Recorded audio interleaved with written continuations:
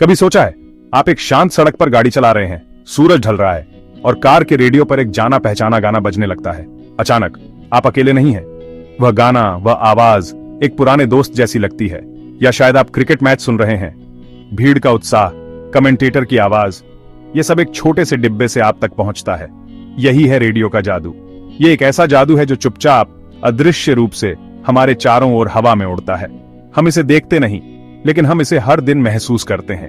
यह हमें कहानियों, संगीत, दूर देशों से आने वाली खबरों से जोड़ता है, जिससे हमारी बड़ी दुनिया थोड़ी छोटी, थोड़ी और जानी पहचानी लगती है। यह हमारे रोजमर्रा के जीवन में एक शांत साथी है। तो यह जादू कैसे काम करता है? कल्पना कीजिए कि आप एक शांत झील में एक पत्थर फेंकते हैं। आप लहरें, तरंगें देखते हैं जो पत्थर गिरने की जगह से फैलती हैं। रेडियो भी इसी तरह काम करता है। एक रेडियो स्टेशन उस व्यक्ति की तरह है जो पत्थर फेंक रहा है, लेकिन पानी के बजाय यह अदृश्य तरंगें भेजता है, जिन्हें रेडियो तरंगें कहते हैं। ये तरंगें ऊर्जा का एक रूप हैं, जैसे प्रकाश। वे प्रकाश की गति से हवा में यात्रा करती हैं, अपने साथ जानकारी ले जाती हैं। वे एक आवाज, एक संगीत का टुकड़ा या कोई भी ध्वनि ले जा सकती हैं, जिसे बिजली के सिग्नल में बदल दिया गया है। ये तरंगें हर जगह हैं, दीवारों, पेड़ों और यहाँ तक कि हमसे भी गुजरती हैं, बिना हमें उनकी शांत यात्रा का पता चले। आपकी रेडियो सेट, चाहे आपकी कार में हो या घर पर, झील के किनारे इंतजार कर रहे व्यक्ति की तरह है। इसमें एक एंटीना होता है जो पानी में डूबे हाथ की तरह है, लहरों को महसूस करने का इंतजार कर रहा है। जब स्टेशन से रेडियो तरंगें इस एंटीना तक पहुंचती हैं, तो यह उन्हें पकड़ लेता है। फिर रेडियो का एक खास काम होता है। यह इन अदृश्य शांत तरंगों को वापस ध्वनि में बदल देता है। यह एक रिसीवर नामक भाग द्वारा किया जाता है। यह एक विशिष्ट तरंग पर ट्यून करता है, बाकी सभी को अनदेखा करता है। जैसे आप एक भीड़ भरे कमरे में एक व्यक्ति की आवाज पर ध्यान केंद्रित कर सकते हैं। यह तरंग द्वारा ले जाए गए संदेश को समझता है और इसे स्पीकर के माध्यम से बजाता है, और बस ऐसे ही यात्रा पूरी हो जाती है। मीलों दूर एक माइक्रोफोन में बोली गई आवाज अब आपके कमरे में भर रही है।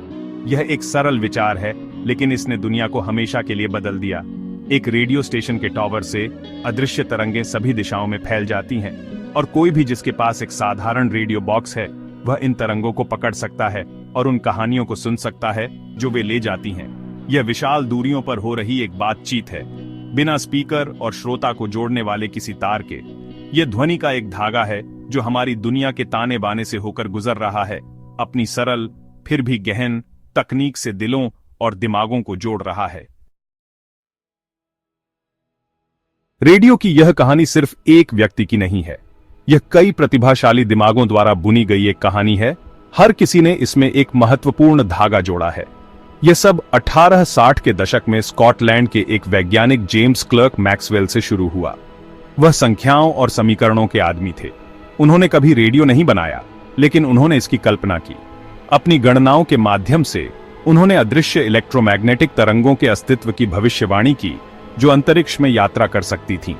वह एक ऐसे वास्तुकार की तरह थे जिसने एक भव्य महल का ब्लूप्रिंट बनाया था, जिसे किसी ने कभी नहीं देखा था। उन्होंने कागज पर साबित किया कि बिजली, चुंबकत्व और प्रकाश सभी एक ही घटना का हिस्सा थे, और ये तरंगें वास्तविक थीं। लगभग 20 साल बाद 1880 के दशक में एक जर्मन भौतिक विज्ञानी हेनरिक हर्ट्ज ने वह बनाने का फैसला किया जिसकी मैक्सवेल ने कल्पना की थी। हर्ट्ज पहले व्यक्ति थे जिन्होंने वास्तव में अपनी प्रयोगशाला में इन अदृश्य रेडियो तरंगों को बनाया और पता लगाया। उन्होंने एक प्रयोग स्थापित किया जहां उन्होंने एक गैप में स्पार्क जंप कराया और थोड़ी दूरी पर एक और गैप में एक छोटा स्पार्क जंप करते हुए पता लगाया, बिना किसी तार के उन्हें जोड़े। उन्होंने मैक्सवेल के सिद्धांत को सही साबित कर दिया था। अदृश्य तरंगें वास्तविक थीं, लेकिन हर्ट्ज ने अपनी खोज को ज्यादा महत्व नहीं दिया। उनका मानना था कि यह विज्ञान के लिए दिलचस्प था, लेकिन इसका कोई व्यावहारिक उपयोग नहीं था। उन्होंने तरंगों को देखा, लेकिन उनमें संगीत नहीं सुन पाए थे। फिर 2 आविष्कारक आए जो दुनिया के अलग अलग हिस्सों में काम कर रहे थे, जिन्होंने सच्ची क्षमता देखी, निकोला टेस्ला और गुग्लियल्मो मार्कोनी। टेस्ला, एक प्रतिभाशाली और दूरदर्शी आविष्कारक, ने एक ऐसी दुनिया की कल्पना की जो वायरलेस रूप से जुड़ी हो। उन्होंने कॉइल और सिस्टम डिजाइन किए जो हवा के माध्यम से शक्ति और जानकारी प्रसारित कर सकते थे। उन्होंने दूसरों से बहुत पहले वायरलेस ट्रांसमिशन का प्रदर्शन किया। उसी समय इटली में एक युवा गुग्लियल्मो मार्कोनी हर्ट्ज के काम से मोहित थे। उन्होंने अपनी अटारी में प्रयोग करना शुरू कर दिया। लंबी दूरी पर सिग्नल भेजने की कोशिश कर रहे थे। वह सिर्फ एक वैज्ञानिक नहीं थे, वह एक मिशन वाले व्यक्ति थे। वह इस तकनीक को उपयोगी बनाना चाहते थे। मार्कोनी की लगन रंग लाई।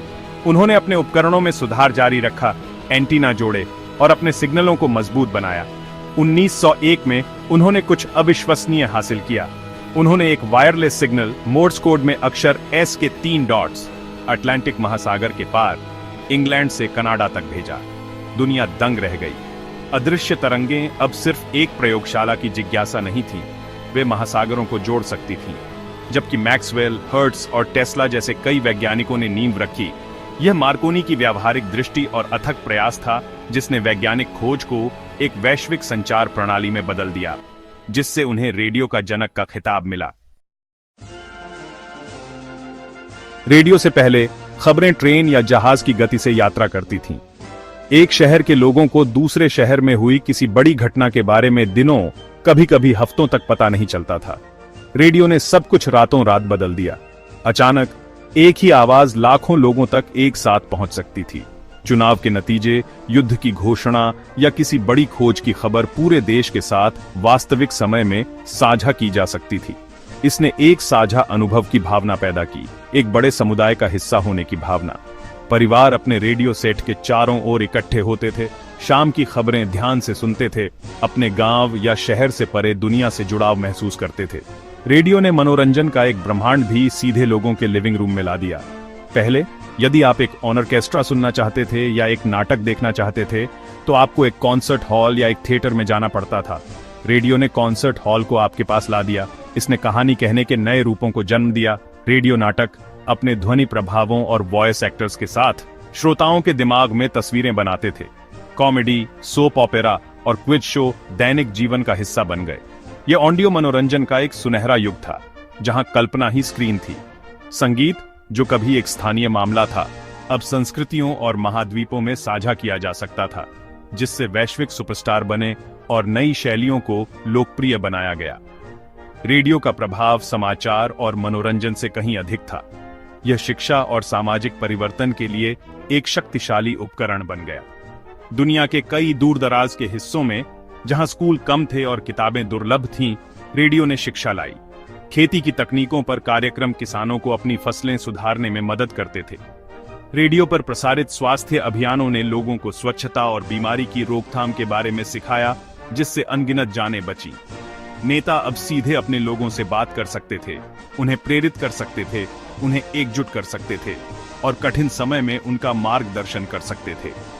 भारत के स्वतंत्रता संग्राम के दौरान गुप्त कांग्रेस रेडियो स्टेशनों ने स्वतंत्रता के संदेश प्रसारित किए, आंदोलन की भावना को सभी बाधाओं के खिलाफ जीवित रखा।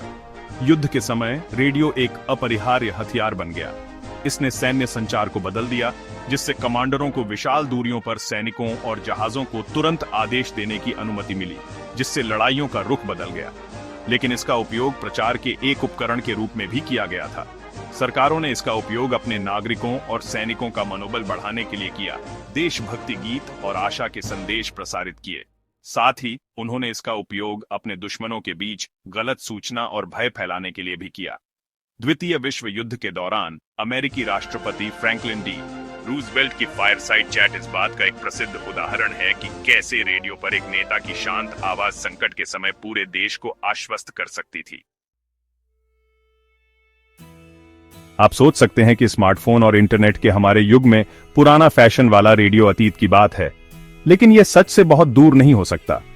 अदृश्य तरंगों पर जानकारी भेजने का वही मूल सिद्धांत आज पहले से कहीं अधिक महत्वपूर्ण है। यह हमारी आधुनिक जुड़ी हुई दुनिया का शांत, धड़कता दिल है। आपका मोबाइल फोन उदाहरण के लिए एक परिष्कृत दो तरफा रेडियो है। जब आप कॉल करते हैं तो आपकी आवाज रेडियो तरंगों में बदल जाती है, पास के टॉवर पर भेजी जाती है और फिर आपके दोस्त के फोन पर रिले की जाती है, जहां इसे वापस ध्वनि में बदल दिया जाता है, सब कुछ पलक झपकते ही। ये रेडियो का काम है।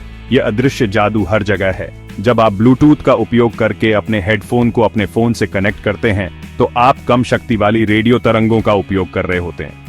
जब आप वाईफाई का उपयोग करके अपने लैपटॉप पर इंटरनेट ब्राउज करते हैं, तो आपका डेटा राउटर से रेडियो तरंगों पर हवा में उड़ रहा होता है।